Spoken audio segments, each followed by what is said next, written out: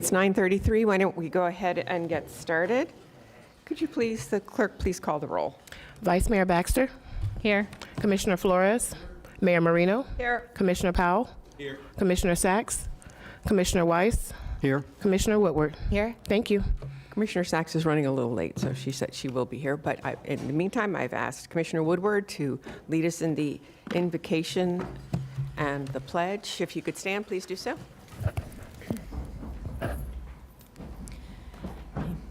May we approach today's business as tasks of faith to do our best within our power to provide positive leadership on behalf of our community and those who live and work here, and that our decisions meet the standards of divine compassion for all. Amen.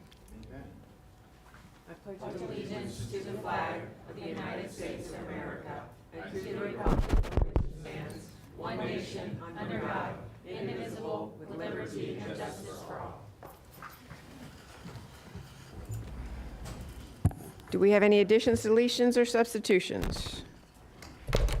No, ma'am. Oh, I'm sorry. There was a add-delete sheet that is before you, and it's in regards to item 3A1. And these are just minor inserts, correction to item 2, which, to clarify, this is only to, for the bonafide, for properties that are not being used for bona fide agricultural. So this will be for principal uses for farm workers. And then just some clarification, it's a Glades tier Okay, on thank you. 2C. Thank you. May I get a motion to receive and file? Okay, I have a motion and a second. All in favor? I don't need a motion to receive and file? Yes, I need the maker and seconder, please. I'm sorry. The maker was the vice mayor, and the second was Commissioner Flores. And please let the record show that Commissioner Sachs is here. All right, so we have a motion and a second. All in favor? All opposed? See that motion carries 7-0. Any postponements? No. Okay. May I get an adoption of the agenda? Second. I have a motion from Commissioner Weiss, a second from Vice Mayor Baxter. All in favor? All opposed? See that motion carries 7-0. So we are now into agenda item number 3, public hearing. Amendment Round 25B, pages 2 and 3. Mayor Marino, Yes? sorry, may I be recognized? Sure. The proof of publication to motion to receive and file, and then there's a motion to receive and file the additions, deletions, and substitutions. So we're missing a motion? The proof of publication. Proof of publication. So moved. In Second. unison. So Commissioner, we'll give this one to Commissioner Flores and a second to the Vice Mayor. All in favor, all opposed. See that motion carries 7-0. Thank you. All right, we are on to farm worker housing 3A1. Excuse me, Madam Mayor. Did you need another motion for the additions, deletions? No, that receive and file was done. Okay, thank you. We did all those. I just missed that one there. Gotcha. Thank you. Okay, farm worker housing text. Yes. Good morning, Mayor, Vice Mayor, Commissioners. Tweesha for the record. This is item 3A1. It's a farm housing, workers' housing text. You've seen this last year as part of the ULDC amendment. Staff found that there was references in the comp plan that needed to be changed. This would affect several policies in the comp plan. It has to do with the minimum acreage, 25 acres. So this text amendment would define the farm workers' housing in the INA introduction and administration element. It would also remove the mentioned acreage, minimum acreage in the housing element, and also establish criteria for future land use, the provisions of farm workers housing that is not associated with the bona fide agriculture use. Again, this was transmitted by the BCC on May 13th. And we've gone to the Agricultural Enhancement Council twice, and they are supportive of this. So with this action, the board, once approved, the ULDC amendments can be done to facilitate and help, incentivize farm workers housing in the Glades. So with that, we're here for any questions. If you want a presentation, we're prepared to do that as well. I see no lights on. Does anybody want to press Commissioner Sachs? Thank you so much. I want to thank Whitney Carroll for providing the Florida statute, and she analyzes it very, very well. Thank you, Ms. Carroll, for this, because what we're going to be doing in the county is following the Florida statute on this. And by the way, I think this is an excellent idea. And this is something that, especially in my district, is something that could really keep workers engaged in bona fide agriculture. And I'm very pleased with it. Thank you, Ms. Carroll, for that. And I doesn't make any difference if we have a presentation or not. I'll leave that up to the board. Thank you. Thank you. Is the board interested in a presentation? Okay, we do have one card. Jim Knight.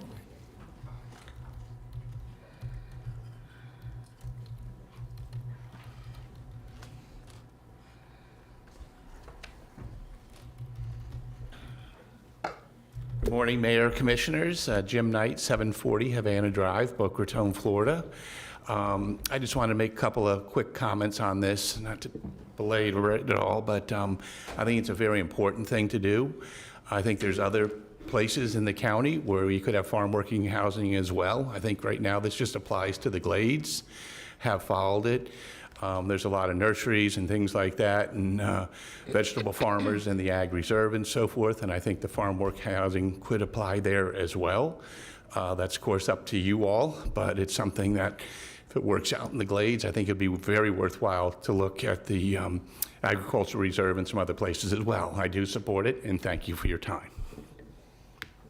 Thank you. Vice Mayor. Thank you, Mayor. I want to thank staff for the hard work you've put into this. It's been a process. It's been a long time coming, but it's something that our farmers desperately need. So I want to just thank you again and say this will make things a lot easier for them.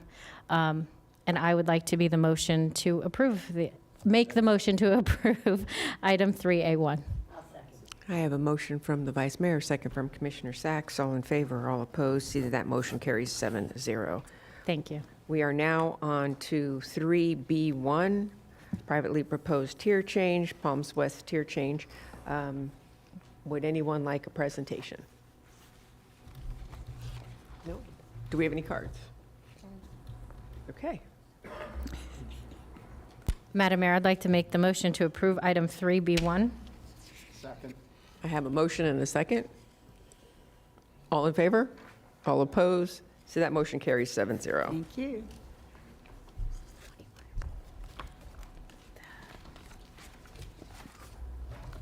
Okay, we are now on to public hearing amendment round 25B2 transmittal.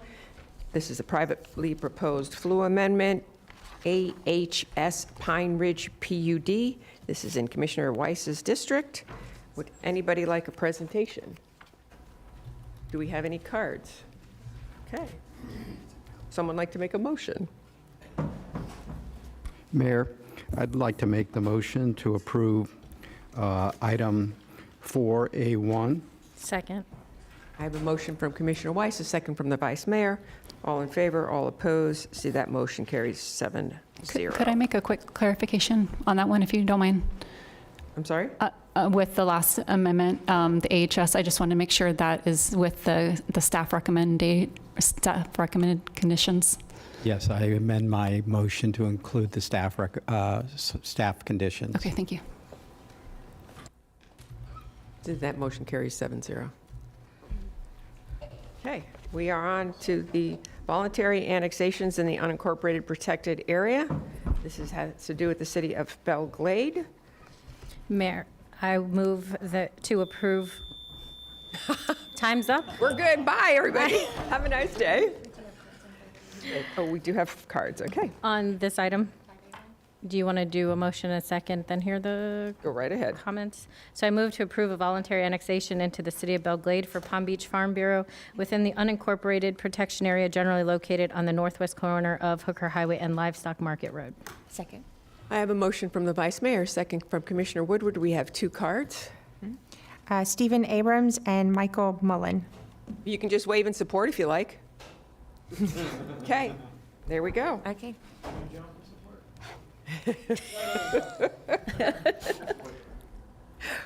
We have a motion and a second. All in favor? Aye. All opposed? See, that motion carries 7-0. Madam Mayor, if there's I- a second motion for this item. So I move to approve a voluntary annexation of the City of Belle Glade for Racetrack, Inc. within the unincorporated protection area generally located on the northeast corner of US Highway 441 and US Highway 98. I have a motion from the Vice Mayor, a second from Commissioner Woodward. All in favor? All opposed? See, that motion carries 7-0. We're now on to BCC direction follow-up, Heritage Farms, Track 72, comprehensive plan text initiation. Staff presentation, please. Yep. Good morning, Stephanie Gregory with the Planning Division. So this presentation is a follow-up to board discussion related to the Vice Mayor's request for initiation of text amendments to the comprehensive plan at the August 19th BCC meeting. Specifically, the text amendment would exempt Track 72 of the Heritage Farms unrecorded subdivision from the lot combination requirements in the plan. So this is the area that we're talking about today. The tract is located at the southwest corner of Heritage Farms, shown here in yellow. It's west of Park Lane Road on the north and south sides of Barn Road. And the tract is located in the rural tier with a rural residential 1 unit per 10 acres future land use designation. So Tract 72 likely subdivided sometime around 1959 to 1960. And in viewing some old aerials, we found that houses started developing in this tract starting in the mid-1960s, with most of the homes being built in the 80s and 90s. This tract does have an affidavit of exemption, which was recorded in 1981, and that exempted it from the 1973 Palm Beach County subdivision and replatting ordinance, which allowed the 22 lots shown here to be considered legal lots of record. However, these lots are still required to develop in accordance with its future land use designation and other comprehensive plan policies. Since this tract and most of Heritage Farms has a 1 unit per 10 acre future land use, parcels under common ownership that do not meet this minimum density requirement must combine to reduce the nonconformity.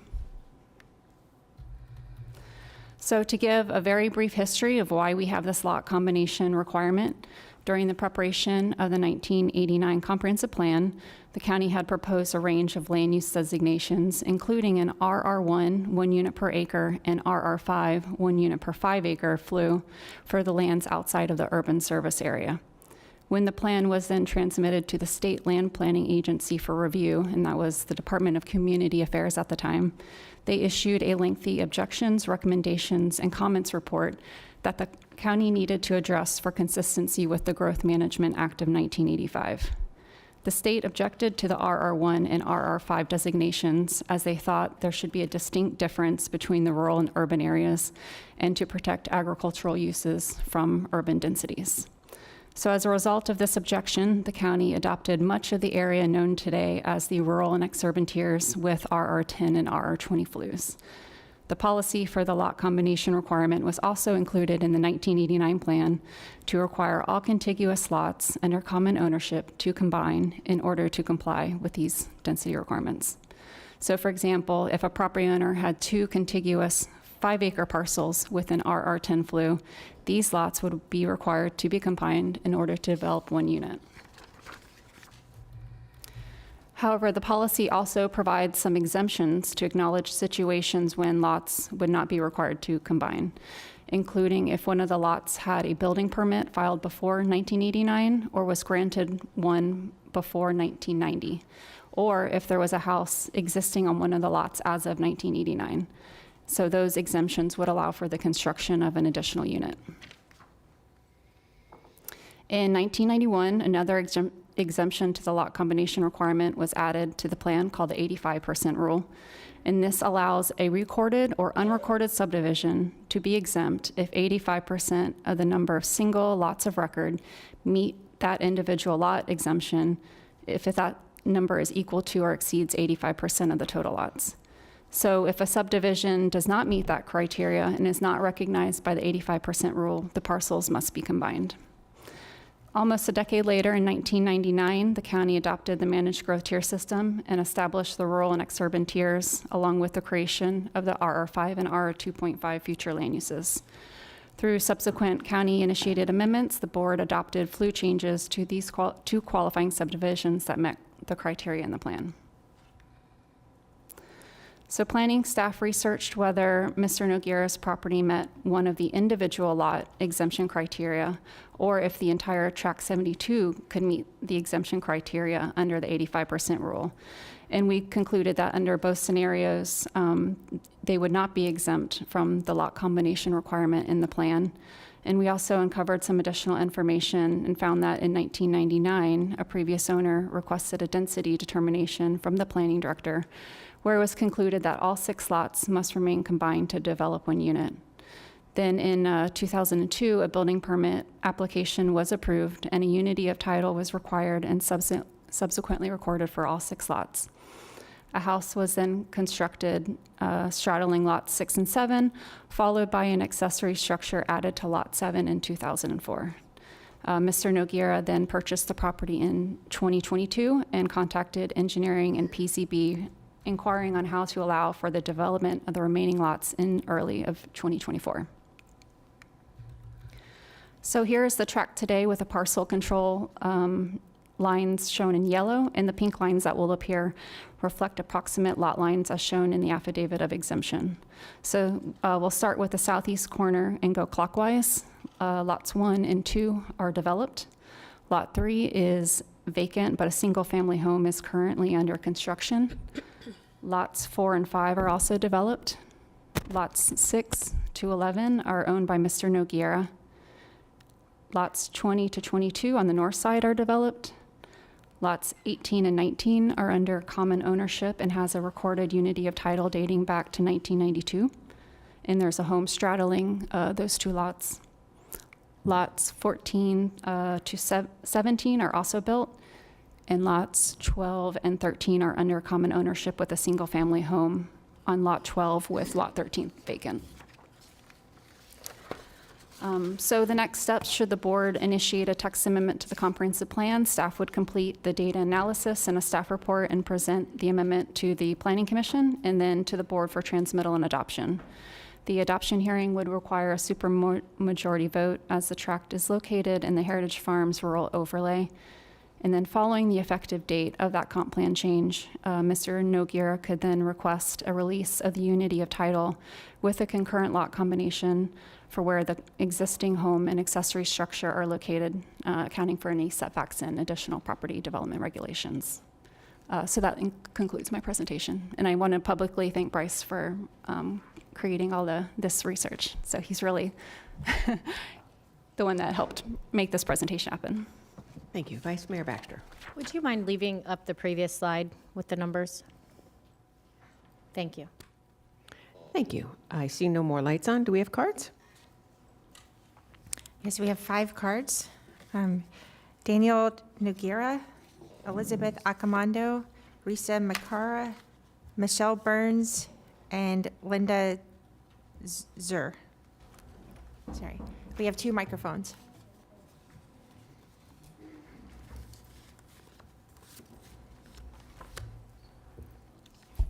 Good morning. My name is Michelle Burns.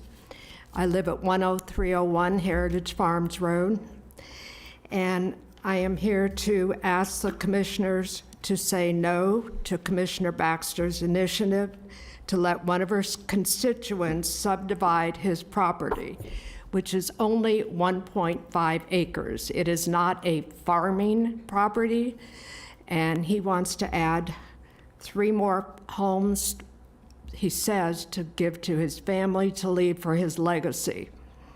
But that is not guaranteed. He may have gone to Commissioner Baxter directly, but I believe she should have guided him to go through the proper channels and not take it upon herself to present it to the board.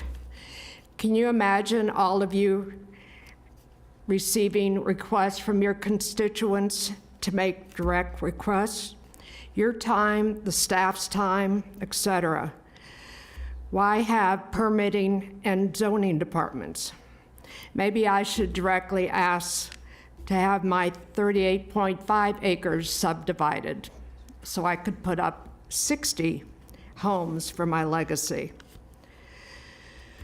I could bypass all departments and save time and my money. The commissioners also voted a couple years ago to pass our overlay to help protect any further density in Heritage Farms. We would really appreciate your keeping the density, and please say no. There is a process that should be followed, not a commissioner initiated request. Thank you. Vice Mayor, your light is on. Yes, I have a question for staff. Who initiated the overlay for Heritage Farms? That was the district commissioner at the time. And don't they normally have to go through a neighborhood plan process? That's the typical process, yes. So the one thing that is being spoken out against was actually previously done in this exact neighborhood? I'm sorry? Was this previously done in this exact neighborhood where a commissioner was able to help her constituents? Yes, there was she initiated it and the board then agreed to the And I will say initiation. that I never think when residents are hitting brick walls with staff and they're getting nowhere, I want my residents to hear me loud and clear. You always can come directly to me. That is what I am here for, to help them and to help them through processes. So I'm going to leave that there, and I believe it's Mr. Nagiri's turn. Okay, thank you. I just want to say thank you because you give me the chance to be here. Okay, I've been I'm the owner of 10920 Monroe. I've been there for almost 3 years. It's very simple. I want to divide it because my son is going to get married next year, and I want to bring my son close to me. By the way, in 2017, I'm becoming widow. I lost my wife. And one of the things she asked me is to make sure to keep the kid close to me, my daughter and my son, and that's the reason that I wanted to buy it. I've been, for the last 2 years, back and forth with you guys, but finally, I guess, today we're gonna take a decision, see what is gonna happen. I really need your help to buy this lot. My son is right there, you can see it. He's gonna get married next year, and my daughter is already married, and I wanna keep them as close to me. You know, we are Latino, and we really believe in families. And for me, this is a really good chance. I never gonna have another chance to have my own kid close to me. So that's everything I wanna say. Thank you. Vice Mayor? Thank you, Madam Mayor. Would you please explain to us the process you've gone through so far to get to this point? Well, I'm approached to Palm Beach County, back and forth, took forever. They say no. I hire lawyers, surveyor. I mean, I spent a ton of money. At the end, I don't see no result. Finally, I decided to come to my commissioner, and that's why I'm here. I need your guys' help. It's a good reason why I wanted to buy it. It's no purpose. I'm the only one in my neighbor. They have that size of lot. Everybody live in a quarter acres. Actually, at 25 feet away from my house, they built in the last 3 months 3 new houses with no issue. But now, Palm Beach County, I want to apply compensation plan. I don't understand much about that plan, but they say you can. So actually, I'm gonna get stuck. I'm the only one who got that such a big piece of land in my neighborhood. Thank It's you. no purpose, it's no reason. And my question is for staff. Were these properties previously divided in the history? Well, Lots, I understand that he owns 6 of them. He owns 6, 7, 8, 9, 10, and 11. There was some reasons they were all combined into one large lot roughly 2 decades ago. Okay, I'm approximating here. And now what he's asking isn't to divide all 6 again. He's just asking for 9, 10, and 11 to be divided out from the other 3 so he can give those to his children. Yes, that's his request that we know. Yep, that's right. Thank you. Thank you. Commissioner Flores? Sir? When you say that you have spent dollars on this, specifically, how much have you spent towards the county? Not your own attorney fees, towards the process. I don't have that number in my head right now. Staff, do we have that number?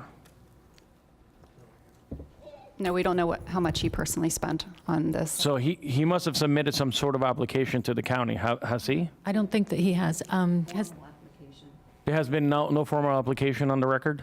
Correct. Okay, thank you. Vice Mayor? Did he do a pre-application process? It wasn't necessarily a pre-application process, but Bryce has, communicated with him several times, and we've had, I think, at least 2 meetings with him, I believe. Right. Yeah. So And were you- probably more than a pre-app. And when you had those meetings with them, did they give you a process of how to complete what you wanted to get done? Was it possible? Yeah, well, they say it's very complex because my lot is not, it was not recorded. Palm Beach County did it in order to collect taxes, so they combine everything as a one piece. So I have to hire a lawyer because it's a lot of technical things that I don't understand, Thank you. and that's.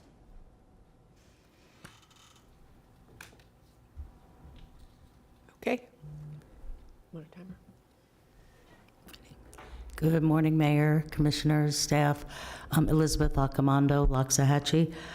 Well, I appreciate the Vice Mayor's efforts in wanting to help our constituents, but this property was purchased with that deed in place. And there's a reason that former boards created the rules and regulations in the plan under the advice of the state. And there was a reason why the rural tier was created. And what I see is bit by bit, the rural tier being decimated. And it was created because people wanted a certain lifestyle. And while I certainly appreciate the applicant wanting to keep his family, maybe the new direction that was given regarding the accessory dwellings would be an easier and less costly option for him. That's something that he can look into. But I feel that every resident, regardless, should go through the proper channels to make these changes. I would never call upon a commissioner to say, I don't want to have to do this, so just go ahead and push this through. I don't think that's fair to the other residents. Everything I've done on my personal property, while there have been issues, I have followed the process and the procedure and paid the fees to do so. So I just think out of fairness to all the remaining residents and taxpayers, the process should be followed. And if in the end, the commission decides to grant it, okay, but let's just keep in mind that the rural tier is specifically there for a reason. And I would hate to see this commission grant this, and in the future, maybe the children don't want to stay there, and what happens then? So everything we decide today has a future consequence, so just please keep that in mind. Thank you.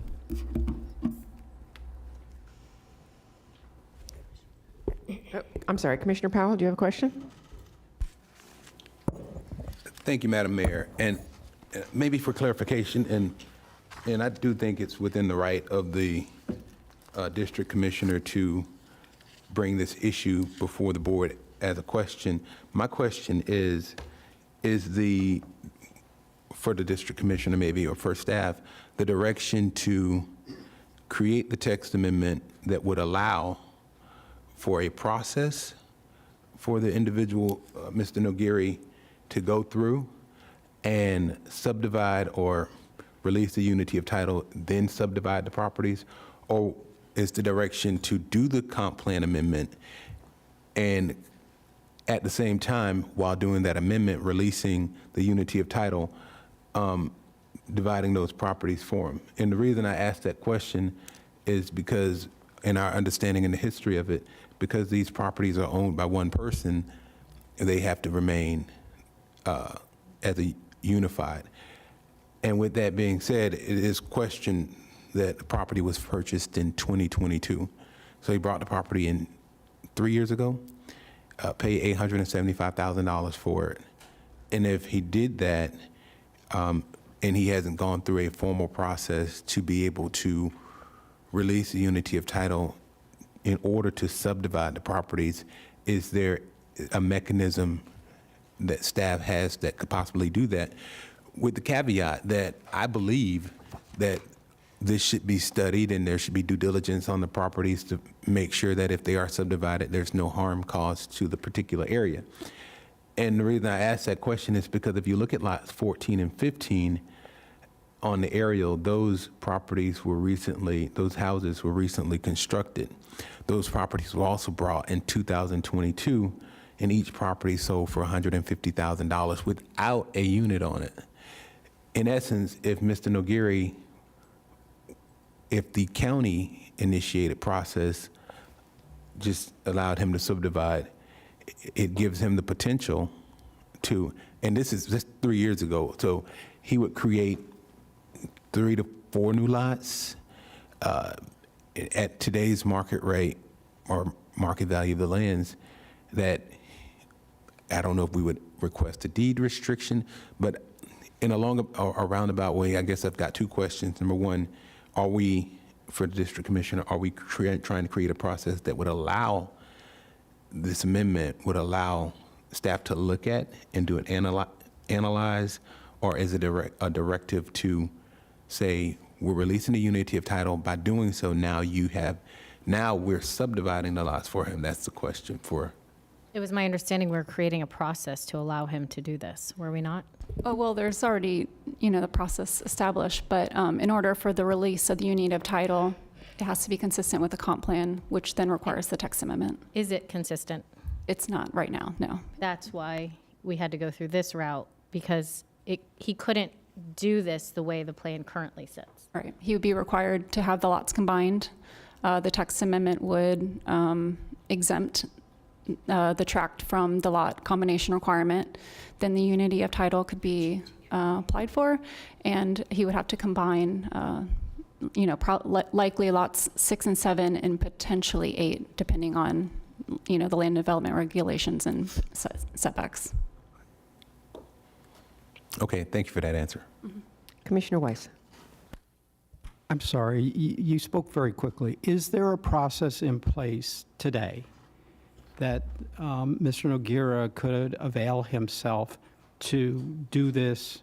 Does the county offer that process today? Yes, so we do have a private text amendment process. We do have a private text amendment, and that's an option that is available today for anybody to initiate a private text amendment in Palm Beach County. Yes, they would have to have either an associated future land use amendment or a development order. But there is a process, yes. I'm just trying to get, is there a process, and so are we circumventing our own process? Or there is, I shouldn't say circumventing, because it's certainly allowed for a board member. I just want to understand if there is a process available that he has not availed himself to. Correct, yeah. We have a private text amendment process. There are 4 intakes every year, and so he could avail himself of that, yes. And did you advise him that there was such a process? We did, back in early July. So in early July, he was advised there was such a process? Yes. Okay, thank you. Vice Mayor. For clarification, so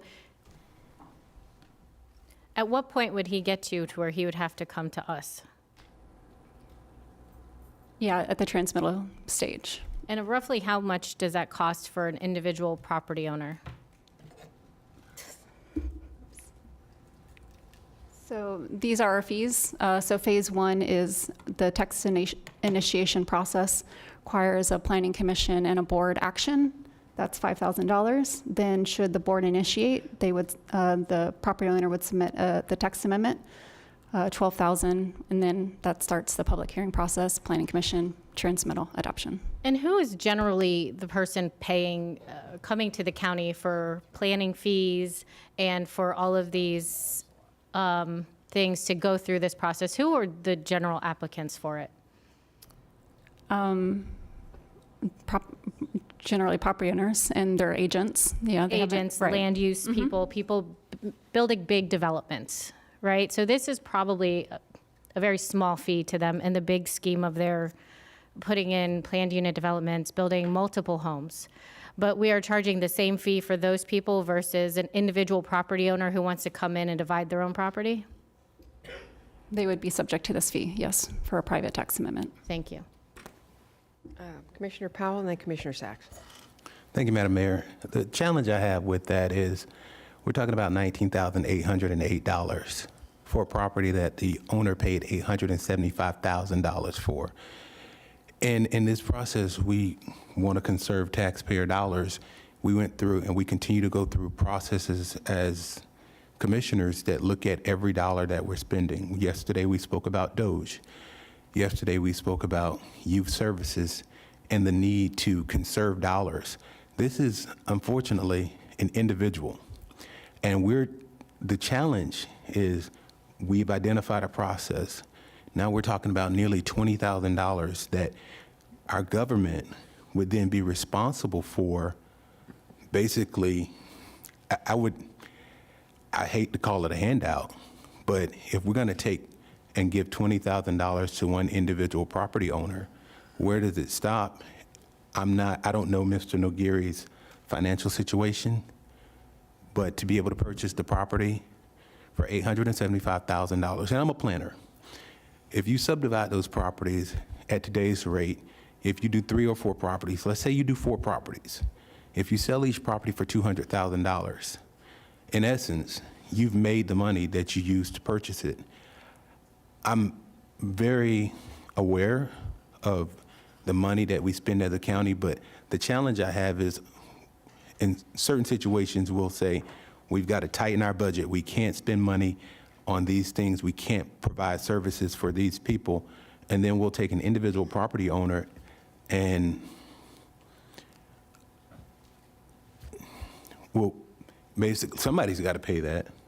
And if we're telling staff to spend staff time, energy, effort, money to do these application costs, then we're providing nearly $20,000 to one person who is a property owner who did purchase a property. That's the challenge that I'm kind of battling with. I do want to make sure there's a process available. I don't mind a text amendment that would allow the release of unity of title, but somebody's paying that.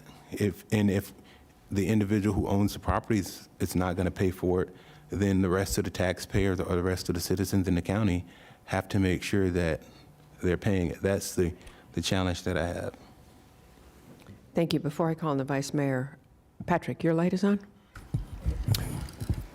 Thank you. Just a little bit of context on the text amendment process. The board created this about 15 years ago because there was no other vehicle for someone to access the board if they were asking for something that did not meet the comprehensive plan. They had to do this very thing. That was the only route. Excuse me. So we created a private text process. This board has seen a number of them come through. Part of the reason behind it as well is it's an initial check-in with the board. Does the board want to continue? It's not a full-on analysis that goes on. It's that early step along the way. Vice Mayor asked the question and staff responded accurately so. The board always retains the discretion to initiate something themselves. It does bypass a step along the way, absolutely, but this board retains that ability and has done it, as we pointed out. With that, one last thing I want to point out, we never contemplated dealing with it, I'll call it on an individual property basis. The pricing we have just addresses it across the board, whether it's 1,000 acres or 1 acre for that matter. So we would be wide open, and if the board wanted to direct us to consider a pricing level that would address individuals or something of a much smaller scale and right size it that way, we can take that on. Vice Mayor? I'm going to let Commissioner Sacks go first. Commissioner Sacks? I think you're absolutely on point, Mr. Rutter, because 12,000, 13,000, it's about $20,000 we're talking about. And, you know, Commissioner Powell, I'm looking at the amount of taxes, the property taxes that are due on this property. I have a lot of folks everybody has a lot of folks in their district who may want to act on initiation and things like this. And I think maybe we should look at a tier system for those who want to do it on their own and follow the rules. and not have to come before us because it's onerous. So this may be something in the future we would like to take a look at, certainly, so that it's fair. And I think that for small landowners or small farmers or anybody, an individual who, and I hate to say this to our good advocates out there, but it would, it would obviate the need to get an expensive advocate to do it for you. So yes, and I think that this is part of our simplification of the process that we will achieve soon one day. So yeah, that's a good point. And that may stop people from coming forward because of the pricing. So I appreciate that point. Thank you. Vice Mayor.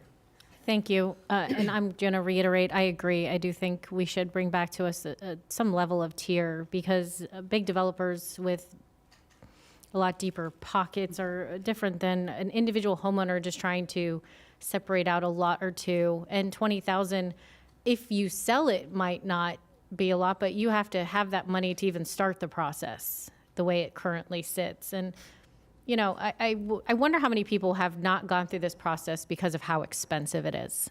And how many individuals have wanted to divide their property and just found it was too burdensome and too expensive to even try to begin it. And we talk a lot up here about being efficient and trying to help residents navigate, you know, a lot of red tape. So I would appreciate that. And I'm going to try not to make any more comments and let Ms. Risa have her 3 minutes. Commissioner Flores, your light is on. I was just going to bring up, if we still have public comments, if we can finish this up. Thank you. Hi, guys. Thank you for letting me talk. I just want to say the fee versus... Risa, your name. Oh, Risa McCarraher, Heritage Farms. The fee versus the gain in this process, really $20,000 if you stand to make, I mean, you know, you can sell those lots for at least $300,000 an acre or a lot. Those prices that Commissioner Powell said were from years ago. This was not supposed to be, your staff already said that, the dismantling of the properties. Your staff is telling you that you're not supposed to dismantle these properties. And then on top of that, 2 years ago, you guys gave us an overlay and said, because you're taking on this huge burden of these two horrible communities in your neighborhood, we're not going to give you any more density. We're going to take care of you. Don't worry about it. And now, here we are, doing the same old thing, chipping away at the urban tier. You guys keep chipping away at it. We need your help. We need you to protect us, not chip away at it. Mr. Noguera, I don't know his financial situation, but I do know that he owns 2 properties in Palm Beach County. He's running his personal business out of this property. I mean, that cuts down on a lot of costs. Mr. Noguera's been involved with violations with animal care and control. There's been a lot of issues for our community, and we just want you to continue to protect us. He's not farming the property. He's not a legacy farmer. There's no agricultural uses on that property. There were, and then they were cited for them. Yeah, I mean, please, just do what we agreed on and protect us. Follow the overlay, please. Thank you. Hi, Linda Zur, Heritage Farms. I'm opposed to the subdivision. I have 15 acres myself, and if he's allowed to do it, I want that private text amendment. I want to go on the record as saying I should get the same thing. I, too, am a widow. I've taken care of myself for 20 years, and I follow the law. That's all I want to say. Thank you. Thank you. That's all for cards. Anyone else have any comments? I will say that, Commissioner Weiss, thank you. Al, you want to go ahead and comment? Yeah, here's where I'm at on this. I think I don't want to support. I'm not going to support this today as initiated by this board. I want it to come through the normal process. It's $5,400 to initiate a private text amendment, which is to me seems a reasonable amount. And if it is initiated, that's when the other fees come into it. I think it's setting up a precedent that, if somebody doesn't want to pay the fees, they just come to us, and there's an expectation that we will waive those fees by carrying this ourselves. And it's not a path I want to go down. So I'm happy to look at it if the property owner, of course, I would, look at it with an open mind. And if the property owner wanted to initiate, but I won't be supporting it today. But I do appreciate the commissioner bringing it forward. Commissioner Flores. Yeah, I echo Commissioner White's sentiments, and I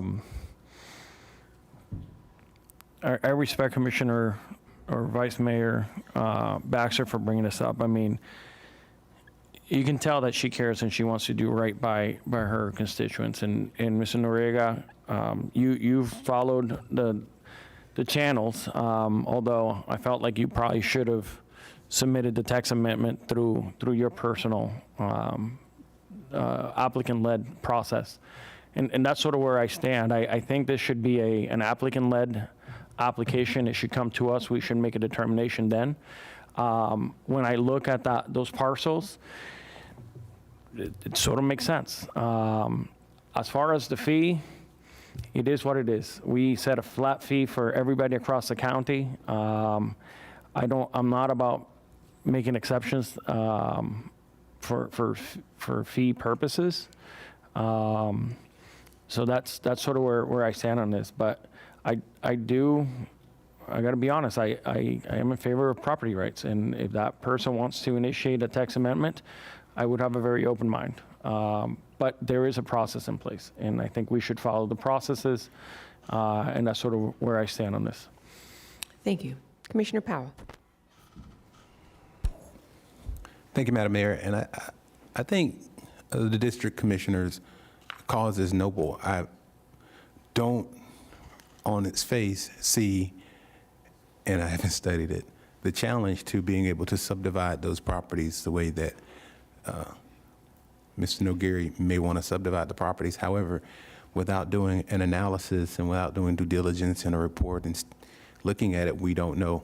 The challenge is, by having staff initiate the text amendment, it almost seems like it's a directive for staff to make the finding that it should be allowed. What happens, staff, if you go to initiate the text amendment and in your initiation, staff does additional research and recommends denial? How is that a possibility? What happens there? Do you stop the initiation, or you move forward with initiation with a recommendation of denial?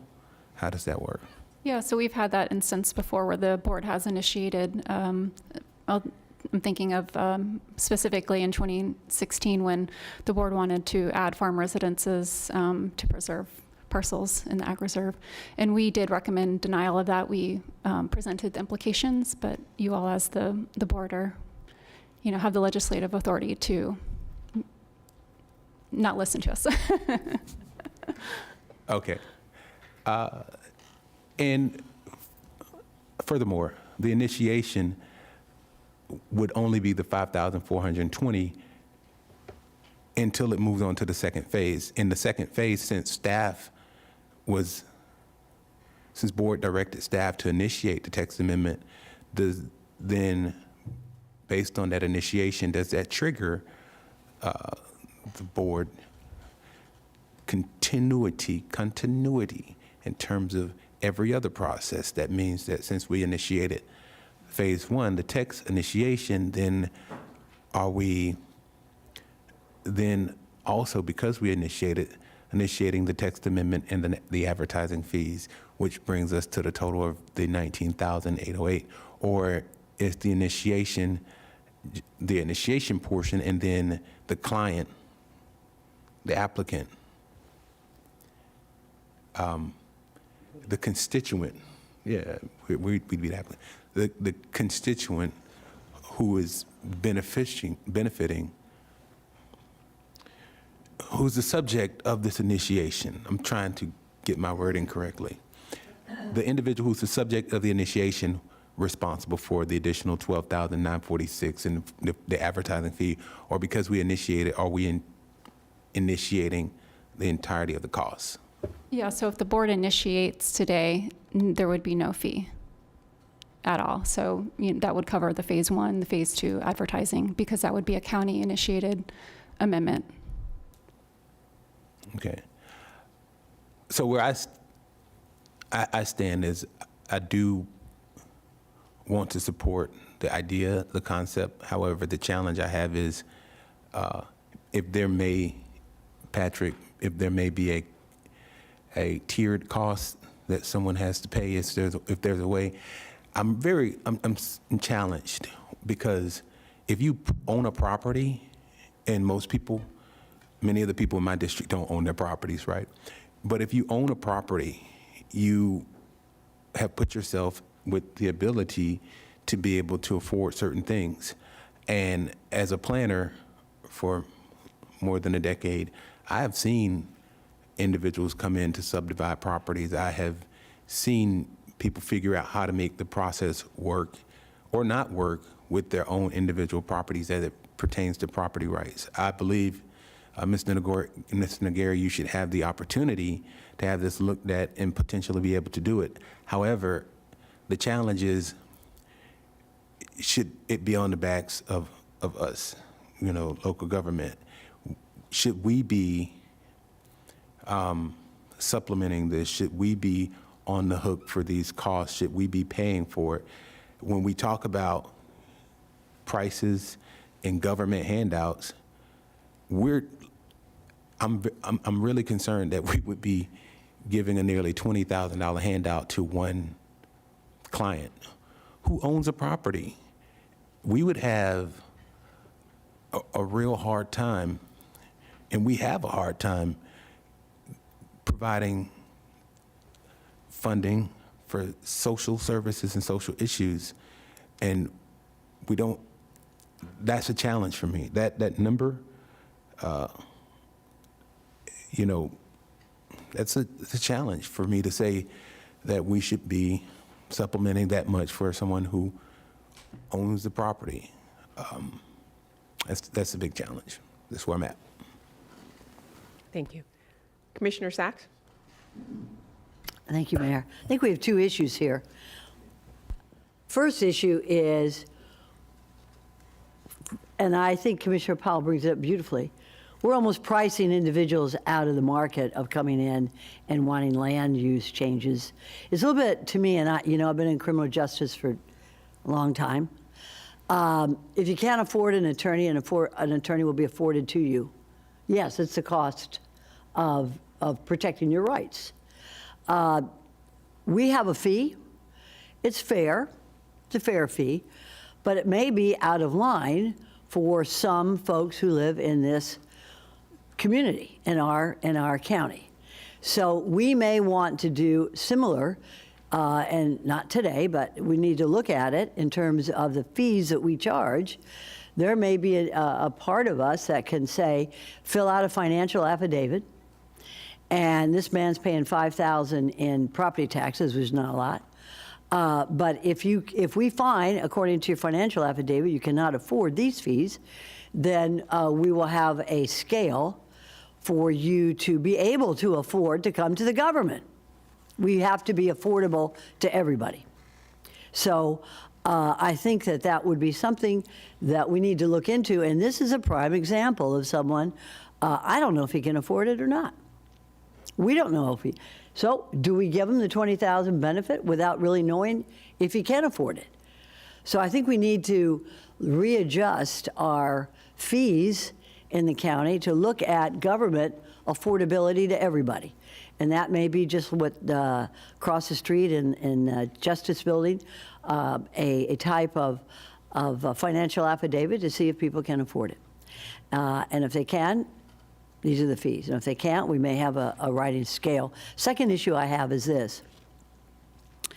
If Mr. Noguera does not I don't want to say win today, but if he doesn't get his amendment, he doesn't get his application approved, does that foreclose his coming back if he can afford the fees and requesting the same thing? Mr. Staff, yeah. No, he could submit the private text amendment, and it would come back to the board for Okay. consideration. So he doesn't wait, he doesn't lose that. Correct. Yeah, no action would preclude him from being able to do that process. Okay. And I guess, looking at you, Mr. Rutter, is this something that we could investigate at some point? We may want to call it the Noguera issue. But certainly to review whether we should have, or we could review having a financial affidavit for those who wish to do business with the government and see if they can financially afford it. Commissioner, yes. Can it be done quickly? And I would tell you that this issue on the affordability has caught the ear of Administrator Abruzzo, who's been very clear and committed to looking at this and finding something. My recommendation would be just finding a second-tier pricing, addressing it. We'll probably need to look at a little bit of criteria, but just addressing it on a much smaller scale, whether it's an individual homeowner, property owner of that sort, but just setting one price, a different price at that point. But we could get that. We would need to amend the fee resolution. That could be done relatively quickly, though, yes. Good. You know, we need to make government efficient and affordable to all the people. And I think this may be one step in the right direction. And we county commissioners are here to help those who cannot afford it or are confused about it or just don't know where to go. And I think that this is a step in the right direction to make it efficient and affordable for all the people. Thank you. Thank you, Mr. Rutter. Vice Mayor. Thank you, Madam Mayor. The reason this was brought up, there were several, but I will say that I am much happier with us looking at a way to make it easier and more affordable for everyone, based on, potentially another tier. So I would say that is an overall win, absolutely. And Mr. Noguera, if we're able to do that, I'm hoping you'll be able to get through this process a little easier. And working with you, and hopefully staff can work with you and help make this an easier process for you so that it then comes back to us through the current process. So I support having that come back to us instead of just, this only helps you. I want to set a potential tier system and a process that potentially helps everyone. So I appreciate your time of coming down here. So thank you for that. I appreciate the feedback from my board members. Thank you so much for your support on this and taking a look at how we can help the most amount of people. Commissioner Powell. Thank you for that, and thank you, Vice Chair. So are you amending your request to initiate a tiered system, or what's the? I guess instead of voting on this initiation, we're giving staff direction to have them bring back a tiered process, something that works more for even the people in our communities that can't necessarily afford the system. Okay, we have a motion from the Vice Mayor, but really what we're doing is we're giving board direction. The discussion today has led to board direction of, can you please bring us back a tiered schedule for fees? Okay? And I don't think that needs a motion or a second. I think that's just board direction. Okay. All good? Can I just clarify? So then, and while we're developing that and bringing that back to the board for your consideration, because it will take analysis of staff time and that type of thing, because that's usually what we have to calculate when these fees are calculated. In the meantime, are we asking the applicant to wait, or are we saying, go ahead and submit, and you can wait out the process, or you can? Okay. I would say that's up to the applicant. Okay, thank you. Commissioner Flores, your light is on, and then Patrick. Yeah, my input to this board direction is that you talk to the commissioners prior to coming back with a tiered system so that we can provide input based on the information that you gather, collect input, then bring it before us, just so that we're not blindsided at one of these meetings about the tiered system, and then we have to ask all sorts of questions. So get our input before we finalize that tier system. Thank you. Patrick? Vice Mayor, your light is still on. It just didn't turn off. Okay. Question for you. The planning phases, the planning fees you have up here now,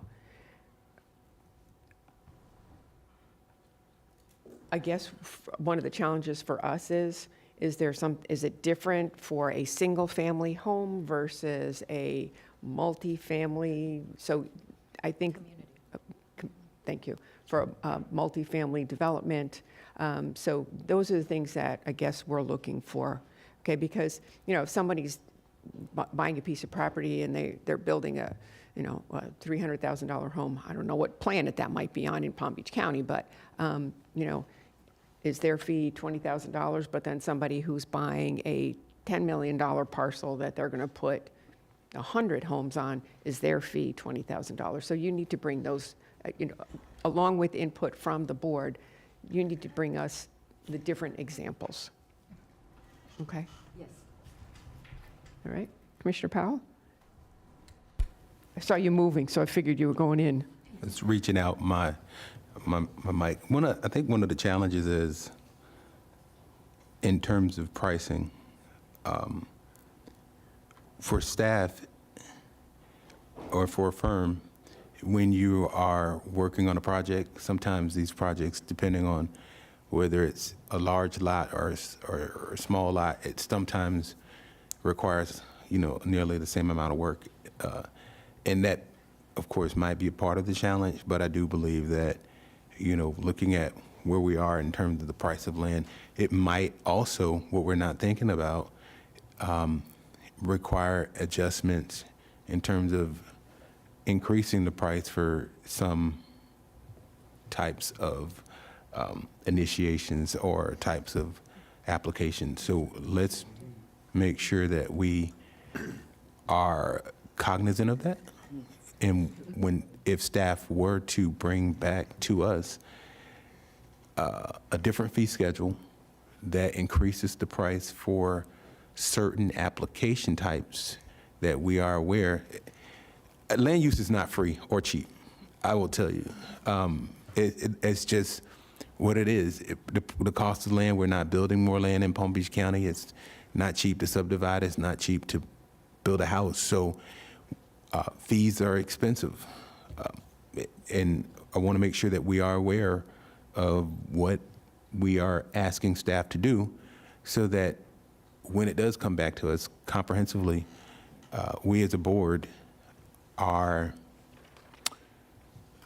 cautious and are careful as to what we see, because it's a real process that will require potentially some cost to go up for others if we are challenged to reduce the price for some. So we want to keep that in mind. And I just want to go on the record of saying that so that when it happens, we are not surprised. I think also we'd also like from you all a history of the way the fees have either grown or, how many times they've changed over the past and whatnot. So we really have a better idea of what, we're asking you to do. Darren, your light is on. Yeah, so as you guys know, the legislature adopted Senate Bill 380, 180, whatever, 180. And it prohibits us until October of 27 from enacting any more burdensome or restrictive regulations. And so arguably increasing the fees would violate that provision. So we can certainly look at reducing fees in certain situations, but I think increasing the fees is going to be problematic under Senate Bill 180. Thank you. Commissioner Sacks and then Commissioner Weiss. That's what we're talking about, efficiency in government. And I think this goes right along with what all governments need to do, and we will lead the way if we need to. All of our fees need to be looked at. Can we do permitting faster, more efficiently? I have seen 2 trucks come out, 4 county workers, to look at a pool fence. We don't need that. We need to have maybe a drone take a picture, send it over. We need to use more technology to make our government more efficient. When it's more efficient, it's more affordable.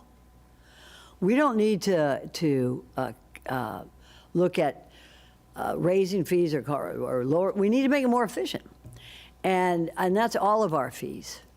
And maybe in a second language as well, I don't know. But this is a study that we need to do. And I know that planning and zoning would really, and engineering too, and permitting and all of them, would really be happy to see it, because it'll make your jobs a lot easier. And I think as a more efficient government, we can really lead the way in this whole state. Efficiency and affordability. We'll call it the Noguera way or something, you know. But that's why people come to us, because they need help.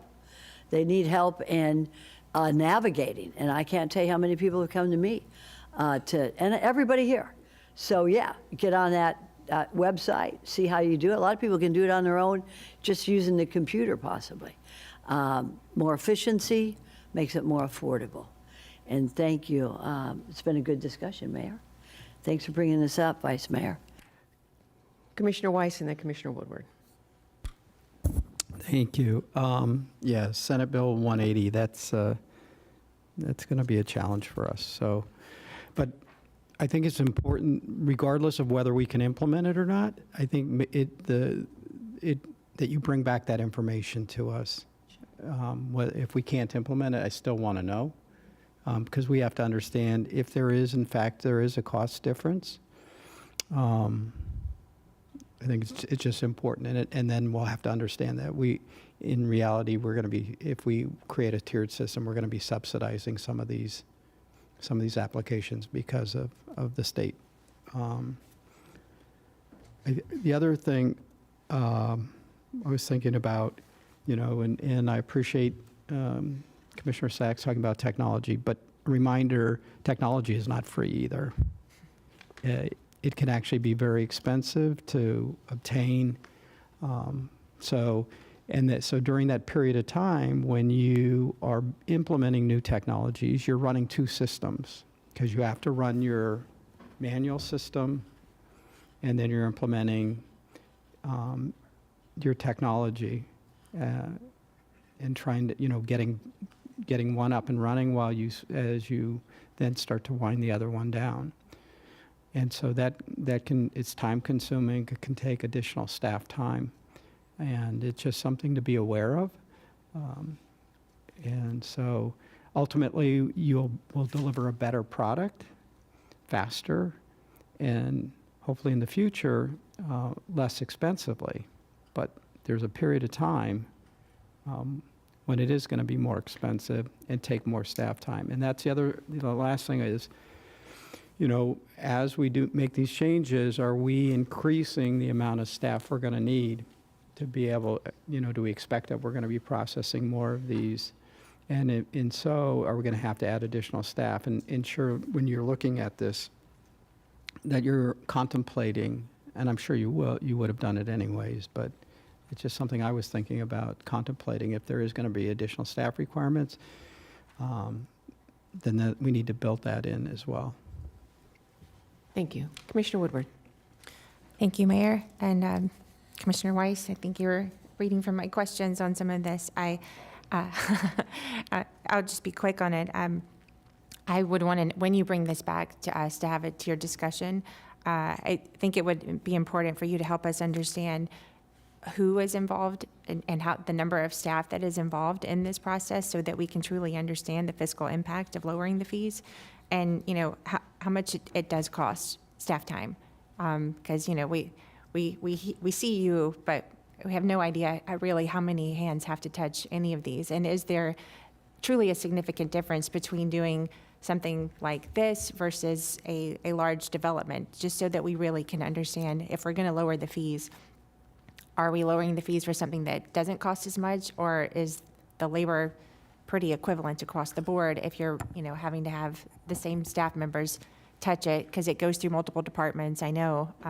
just when it comes back to us, those are the things that we need to be able to consider, because I think it's an agreement. We won't be able to raise any prices for the larger developments, but if we're lowering it and it's still the same amount of staff time, I mean, that's something that we need to know when we make that decision.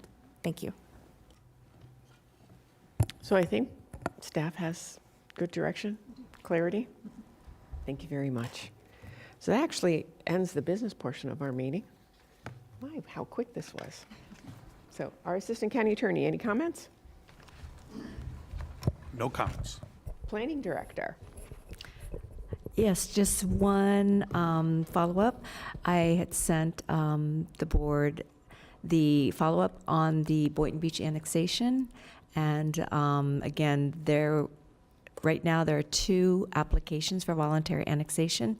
That's a part of the overall, the bigger picture. Just to remind for the public, there will be 2 upcoming meeting at the city for the voluntary annexation. It's called Palmyra and Bamboo Lane. Palmyra consists of 123 lots, and Bamboo is approximately 15 lots. And the first public hearing for the city will be September 18th, and the second, their adoption will be October 7th, for those that are interested in that. Staff is still working with the city to get all the necessary information that we would need per statute, and making sure that all property owners involved in this provided the necessary consent. So we're still working with the city on that, but just to let the members of the public know about those 2 annexation that's going through those hearings through the city. And that's our report back. Thank you. Zoning Director. Nope. Executive Director. Thank you. I just wanted to let you know that we are working with county administration. We are going to be working on some new efficiencies and things to streamline. So we are excited about that, and we look forward to rolling some of those things out in the future. And then we are, thank you for the board direction today. We will bring that back to you. But before we bring it back to the board, we will meet with you individually to get your input. Okay? Thank you. Thank you, and we'll see you tomorrow. Patrick. Any other board direction at this time? Commissioner Woodward. Thank you, Mayor. I was looking to direct zoning staff to come back next month with an overview of temporary versus permanent green markets. This was brought to my attention.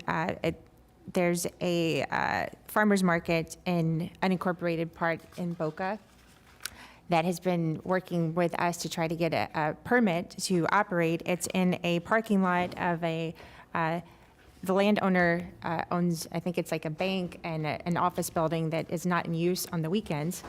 And the farmer, he's agreed with the tenant or the farmer's market to have operations there on Saturday mornings, once a week. And currently, we do not have a process for any green market in the unincorporated area to exist for more than 6 months in a year. And so I was having discussions with staff, and there's ability for us to do a special permit. Green markets exist in at least 7 municipalities that I know of, so they are operating. And most of them are from September through May, and some are actually year-round. West Palm Beach has one, Boca Gardens, Delray. But as far as unincorporated, we do not actually have the ability for a green market or farmer's market to operate in this way. The current process that they hit the roadblock on is you can do a temporary one for 6 months, or they can become permanent, which allows 7-day-a-week operation. This is not going to, the landlord's not going to allow that anyway. So I would like to direct for staff, and there's multiple conversations that I've had if there's more information, but to come back with us to be able to have a special permit to allow for a green market to operate in this way. So is there any questions on this or any? And I think zoning knows. Okay. Jerome Ati with the zoning division. Yeah, we're aware of this this applicant. We do have a process, as you mentioned, it's the DRO process, and it doesn't allow 7 days a week.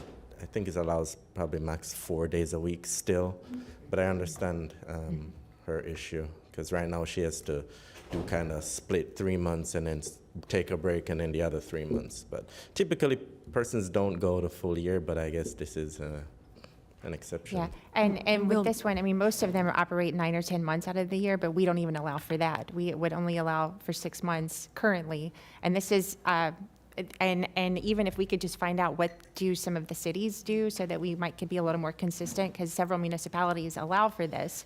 It is a special permit that they have, and we don't even have this type of a permit available.